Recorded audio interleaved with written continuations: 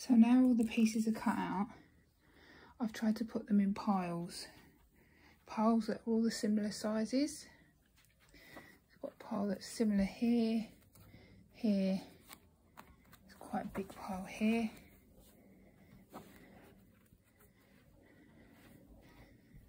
And then I've left these two skirts loose, this dress loose and that loose, because I think I'm probably going to hand sew that onto a part of it because it's just too nice to cut up, and I'll probably give it an iron first. So now I've just got to decide what order to put them in.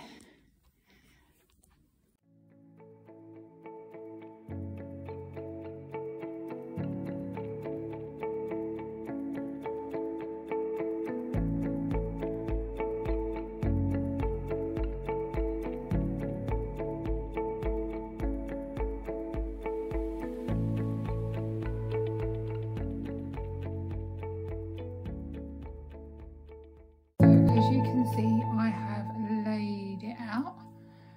I haven't stitched it at all yet, and it's all different sizes, but I think I've cracked it. And I have cut that dress and I've sewed it, I've ironed it and put it on there, so there is a bit underneath. I'll sew it up to there, but I'll show you when I do that. So I'll show you how I do the next bit. So to start with, I've numbered the rows. So I've put stickers on row 1, row 2, 3, 4, 5, 6, 7, 8 and 9. So that way I can collate all of the rows and stack them up in rows, and I know exactly where I'm at. What I'm going to start to do with row 1, I will put the top one at the top and then just put every one underneath, so I know exactly where I'm going to start and finish. So I'm going to start with row 1. So this is my pile for my row 1, and I've got my little note there. Let's put that to one side. So I'm going to put, this is first, and this is going to be, so it's going to go like this. Okay, so I have to now put good sides together. Okay, and what I've done is make sure it lines up perfect. What I've done, I've used my gauge needle and I've done 1/4 inch seam allowance. So because I want to be really precise, I marked it with a pen that dissolves when you put heat on it, and then I've just drawn a line down there, so when I sew it together it's going to be exact the way I want it to be. So I'm going to go ahead and do that off camera and I'll come back to you. So here you can see I have sewn there, and I've already made a mistake, but I'm going to go with it because it's fine. When it opens out, if I put it my way, the next bit will go onto here where it should really go there. But it doesn't matter, we can swap them blocks around. It's not a big deal, it's not a big mistake. So now, I know I'm doing this upside down, but I want my next block to go on, my next square. So I need to just pop that on there. And if I wanted to, I could pin, or I quite like using my clips. So if you're not a very precise sewer or anything like that, that's fine. Let's use your clips to clip it down. There we go. And I will do the rest of these like this. So I'll be putting that on there, then I'll be opening that out, popping that face down there and doing the same. So let me go ahead and do all of the front row, and then I'll come back and show you what I've done. Okay, I just wanted to show you a bit here. So this one I've just put on, obviously it's got these little poppers here. So there was a little popper here. So what I did when I sewed it, I've just pulled it out a bit so the machine didn't actually catch the popper. And what I'm going to do is I'm actually just going to try really hard to snip that popper out without getting to the seam, because otherwise it's going to be really bulky and it's going to be harder when I put all the layers together. So I'm just going to try and snip. Oh, it's a bit fiddly. Best I can. Not getting that seam. There we go. So that gets rid of that little popper there. Still got my seam intact. And I can just tidy up that little bit there.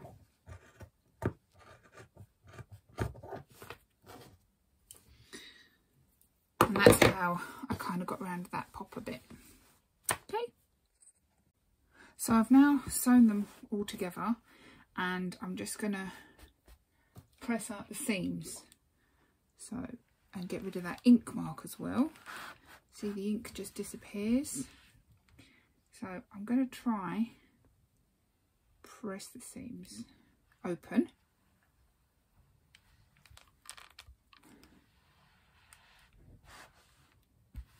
So that's one of the seams, and then just keep going along. So I'm going to press the ink marks out first, then open the seams and press the seams open. So this is row 1 complete. Right, the seams, get rid of that ink mark.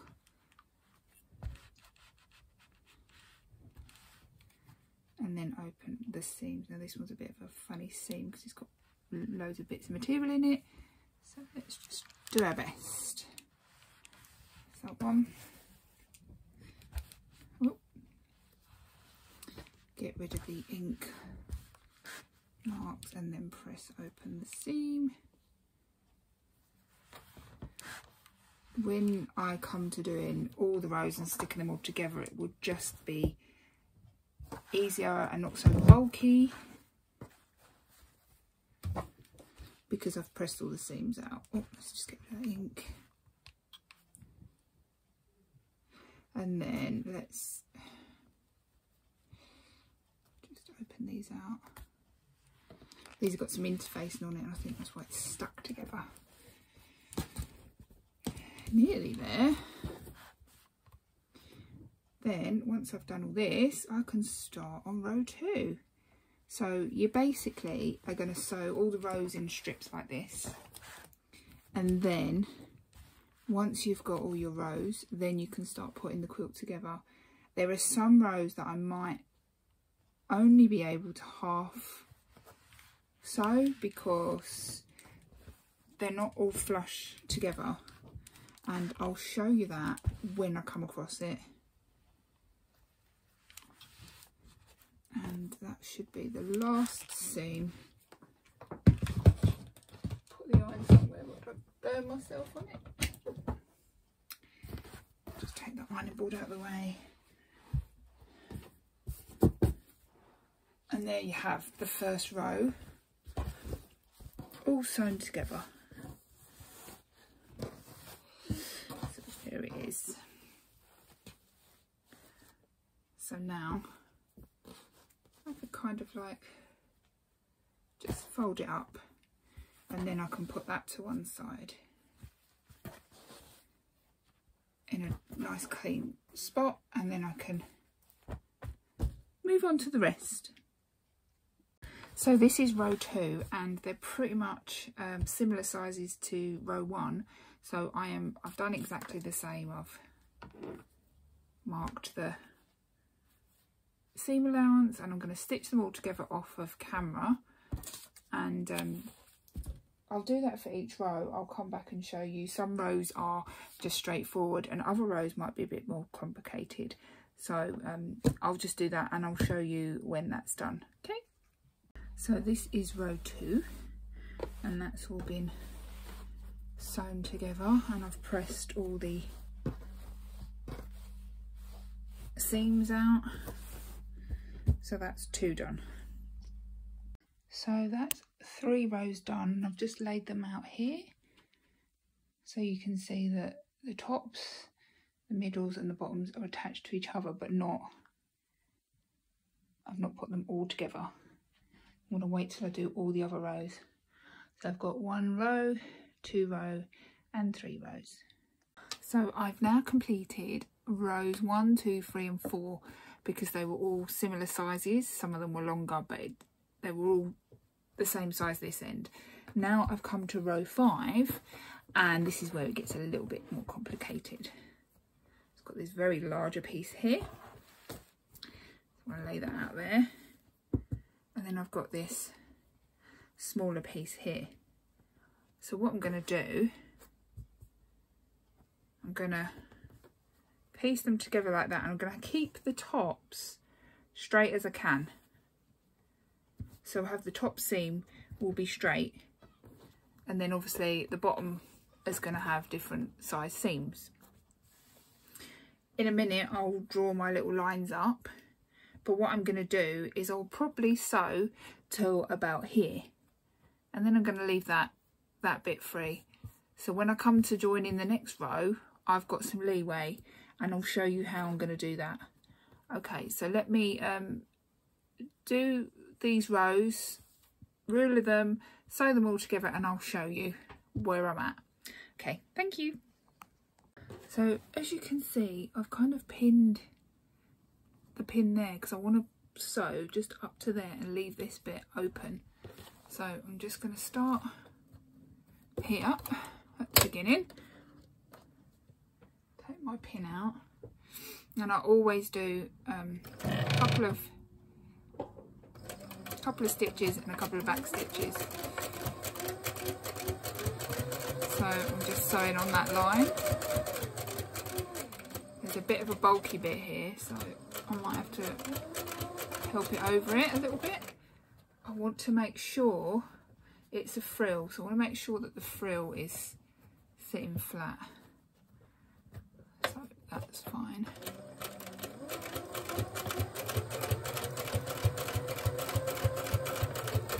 Whoop. I just knocked that over by accident.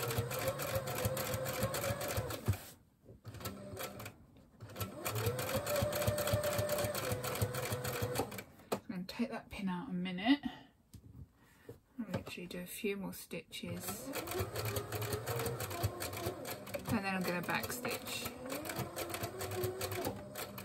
Right, then I'll just remove that and give that a cut.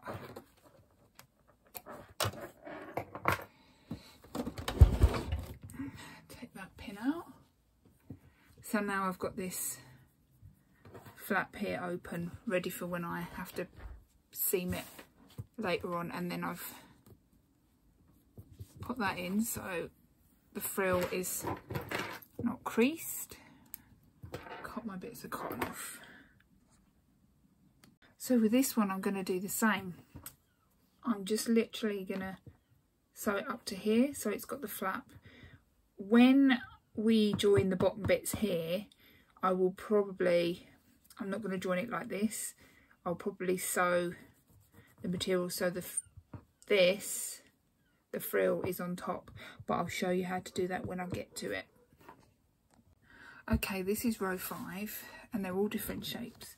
So I've sewed literally up to there and I've ironed the rest of the seam down. So when we come to putting other bits on them, then that's there ready for it. And I've done that all the way along. Done it here. I've done it basically to all of them. I'm going to have to be a bit careful here because I've got a popper, so I might have to stretch it a bit and cut that out when I get to it. And then I've also done it here as well. So that is row 5 done. This is row 6. I'm just laying this out. This is row 5 and this is row 6. So I'm just checking. I've got to sew these two together and then sew it onto there. And then I can kind of sew this row together so I can sew it onto there. And then I've got to do that onto there. And these bits goes a bit funny, so I've got to figure out how I'm going to get them sewn on. So I've had a little bit of a rejiggle. I'm just trying to work out what bits are going to go with what bits next. Because this quilt isn't all the same size squares, it makes it a little bit more difficult. So what I've done here, you can see, as the previous video, I attached these ones and I left some gaps. I might just sew them up, because then I've sewn these up and I could probably attach this to this and this to this. And I think that's what I'm going to do next. And then once I get over here, I've attached these 3. I just need to try and get in somehow in that corner and attach it to there. But I will work that one out. And I've just put some more bits together just to... I haven't put the other bit of the row at the bottom. I'm just trying to figure out what goes where and where I've got to stitch. So I will do my best and show you as I go along what I'm stitching to.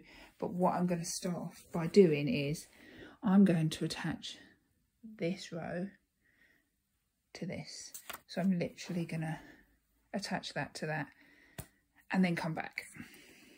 So I have sewn this part onto this part here and pressed it out, and I've just pinned these bits to these bits here. And what I've done here is, as you can see, in there, the frill is in there because I obviously want to keep the frill. And then I'm going to just literally take it down to here, to this pin here, and leave this flap open so when I need to put anything else in I can. And I've also shortened this baby grow to be in line with everything else.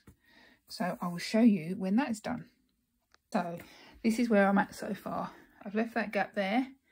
I've sewed this all onto here, up to there, and then I've left a gap. So I'm going to leave that open for now because obviously I'm going to put that other bit in, and once I do that then I can sew it all together that way. And what I'm going to do now, just come around this side of the room, I am going to sew this bit to this, and then once I've done that I can then come back and maybe sew these bits together. So I'll show you once I've done that. Before I pin this to this side here, I've decided to pin or clip these two together, and then I'm just going to do a little seam allowance down there. So that joins that to there. I'll leave it open there, and then I can pin all of this lot and then sew along there. So I have now sewn, I just need to press this, I've sewn this to here, so we've got that edge there, and I've left obviously them, so I need to fit in other bits. What I'm going to do now is this strip that's going to go down here, I'm going to sew these together and then flip it and sew it on there. So I've now just put this as another layout just to see what I'm going to be doing next. So these bits here on row 6, I'm going to attach these, and that. I will wait to leave that because that's up there a bit. I made a little mistake and I put this strip on upside down, so I had to unpick it, and I've put it on the right way this time, but you won't see that because that will be hidden with that seam. So we can't always be perfect, and then I will worry about that corner in a minute. So I've pinned these two together, and what I've done is I've made sure that the frills are not pinned in, and then I will just probably just sew down here to about here, and I'll leave a flap open as before. So this is where it gets a bit complicated. Where I put the frill on here, there's like, if you push the frill back, you can see some raw edges, and I don't like that. So what I'm probably going to do, when the quilt top is done, I'm probably going to put some tacking stitches underneath just to tack that down. And I'll do the same with this side because you can see the raw edges there. So once I've put this on, I'll do it to there so you could still see like the Harry Potter bit there. And what I'm doing with this is, because it's a skirt, I'm not gonna sew the skirt down, the skirt's gonna stay up, and I'm just gonna literally sew to there for now. I'm just gonna come the way down here and just sew to there, so then we've got that gap left open. So I've put these together and I've pressed them so you've got the whole row along there, and then I've got these now. So I've had to kind of like fill gaps in, which is fine because I've got loads of fabric to do that with. What I think I'm going to start with now is this one and this. I'm going to add that together to start with, and then these I'll probably sew that together,